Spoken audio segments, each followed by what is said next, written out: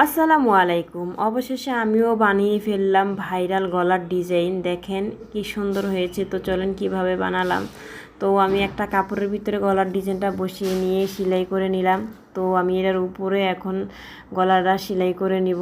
আসলে যে কোনো ডিজাইন সেলাইতে গেলে একটু ধৈর্যের প্রয়োজন। ধৈর্য যদি না থাকে যে কোনো ডিজাইনে সেলাই করা যায় না।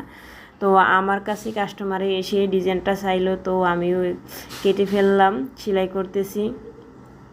তো দেখলাম যে সেলাই করার পর ভালোই লাগলো ডিজাইনটা। তো এরকম অনেক ডিজাইনে আছে যা কাস্টমাররা দিয়ে যায়, কিন্তু আমার আবার একটু ধৈর্য কম। তারপরেও যদি ধৈর্য করে সেলাই করা যায় একটা জিনিস সুন্দর হয়, কাস্টমাররাও পছন্দ করে। তো আমি কিন্তু গলাটা সেলাই করে এখন আমি কেটে ফেললাম। আর দেখেন ফাইনালি গলাটা এই হলো।